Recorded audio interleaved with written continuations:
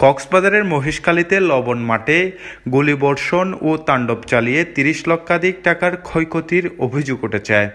নিরীহ লবণ চাষিদের গ্রেপ্তারসহ মিথ্যা মামলা দিয়ে হয়রানি ও ভূমিদস্যু দ্বারা মাতারবাড়ি রাজঘাট ব্রিজের পূর্ব পাশে পেকুয়া মৌজা লম্বাঘুনার লবণ মাঠে তাণ্ডব চালানোর প্রতিবাদে সোমবার বিকেলে মহেশখালী উপজেলার কালামোড়ছাড়া ৩ নং ওয়ার্ডে বিকেলে লবণ মাঠের শ্রমিকরা এক মানববন্ধন করেন। এতে শতাধিক শ্রমিক, ইজারাদার সহ ভুক্তভোগীরা উক্ত মানববন্ধনে অংশ নেন। ঘটনার পর থেকে লবণ চাষিরা মাঠে কাজ করতে নিরাপত্তাহীনতায় ভুগছেন বলে দাবি করেন। বিগত ৮ বছর ধরে রাজে গোনামাগরের হনদিন একখান কি নয় বেজাল সৃষ্টি নয়। এই হঠাৎ করে এরা আইয়ের কিন্তু কি যে ঠান্ডা পিন চলাই গিয়ে আর গরিব মানে গরিব শাসনের উপর ইয়ান আর হইবার মতো নয়। ইয়ানের আর সুষ্ঠু বিচার চাই এবং আর যে শাসা ধরে নিয়ে অসহায় মানুষ তার বাপও নাই মা আছে এটাই তিন মানুষ ইতারা যে আবার সুষ্ঠু আর বিচার চাই এবং ইতারা নিঃশর্তে মুক্তি চাই। সকালে তো সন্ধ্যা পর্যন্ত পরিশ্রম করি গরিব গুণ্য মানুষ আর যদি ফল বট্টু খুলি দিয়ে দেয় আর মানুষ পাইছাম না আর অর্ধেক জীবন এড়ে গিয়ে আর জীবন যার গই যৌবন যার গই আর তারা ক্ষতি করতে চায়। ফল বট্টু যদি খুলি দিয়ে দেয় তার সাথে ফল বট কুলিয়ে চাই তারা বগুনের মারি ফেলালেন বেশি ভালো হবো। আর ফল বট কুলি আর মাটিম বুড়াই দল মানে আর ফাঁসি দিয়ে মারি ফেলেন একই হতা আর ফল বট্টু যদি কুলি দেন আর ৩-৪ বের করে নিলে তো আর বারবার যদি দমক দেল বারবার যদি আর আক্রমণ করতে চাল লবণের মাঠ ডুবে দিয়ে চাল এখন আর এটা লাখ টাকা ইনভেস্ট করি তারা 4-5 দিন লাখ টাকা ইনভেস্ট করি তো বেচারাল যাইব হরে আর যাইম হরে মাঝানি ধরিয়ে নে মানে প্রায় 500 বার করে আক্রমণ করতে চাই আর হঠাৎ করে ফল বুট কুলি দিয়ে নে আর উদাও করে দিয়ে আর তলতিন কিছু নষ্ট করি আর দুগ্ধান্দা গড়ি হাত দিই আর হজ্জ বীজ লইয়ে নে লবণের মাঠ গড়ি দিই লবণের মাঠ ইয়ে আর কেনে বাঁচাইম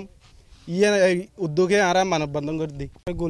গুলি মারানোর পরে নুনের টাল ছিঁড়ে দিয়ে তারপরে ফলতিনের মধ্যে গিয়া মারগি গুলি মারগি আর মানা করে আর দৌড়াইয়ে নিল যার গই। প্রজেক্টের ইজারাদার ও ভুক্তভোগী যুবদল নেতা বুরহানুদ্দিন জানান, বৈধ মালিক থেকে ইজারা নিয়ে আজ দীর্ঘ ৮ বছর যাবৎ লম্বাগুনা প্রজেক্টটি করে আসছে। হঠাৎ দখলে নিতে এমন ঘটনা ঘটায় এবং মিথ্যা মামলা দিয়ে তাকে হয়রানি করছে। আমার কাছ থেকে চাঁদা চাইছিল, আমি চাঁদা দিই নেই। আমি বলতেছি এতদিন আমার লিখে নির্যাতন করতেছে, এখন তোমরা এসে নির্যাতন করতেছ। এখানে বলতেছে আমরা বিএনপি বলছি নাকি আমাদের হাইকমান্ডকে বলছি নাকি আপনাদেরকে নাকি এখানে চাঁদাবাজি করার জন্য। আমরাও তো বিএনপি, আমি বর্তমান যুবদলের সভাপতি ওয়ার্ডের। তা নির্যাতন করা যে আমার ফল তুলে দিছে, তারপরে এখানে এসে আমার 7,000 গুলি করছে, তারপরে আমার লবণ সব ধ্বংস হয়ে গেছে। প্রায় অলরেডি 30 লক্ষ টাকা পর্যন্ত আমার ক্ষয়ক্ষতি হয়েছে। আমি উদ্যোগত কর্মকর্তার কাছে, প্রশাসনের কাছে এটা একটা সুষ্ঠু তদন্তের মাধ্যমে সুষ্ঠু একটা সমাধান চাই। আমি চাই না ঝগড়া বিবাদ ওটা হোক। আমি টাকা দিয়ে ব্যবসা করতেছি, আমি যে প্রজেক্টটা করতেছি 8 বছর ধরে, আমার কিছু মালিকানা আছে, মালিকানা ওদের কাছ থেকে নেওয়া খরা, এদের কাছ থেকে যেভাবে এদেরকে করতে হয় টাকা দিয়ে আমি প্রজেক্টটা নিয়েছি। প্রতি বছর কোনোদিন ঝামেলা হয় নাই।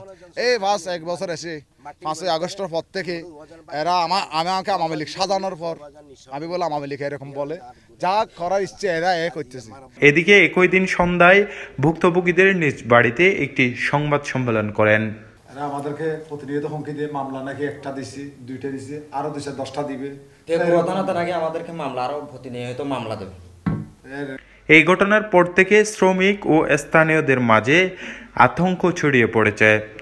ভুক্তভোগী পরিবারগুলো প্রশাসনের সহযোগিতা কামনা করেন এবং স্থানীয় এলাকাবাসী সহ শ্রমিকেরা এই ঘটনার সুষ্ঠু বিচার দাবি করেন।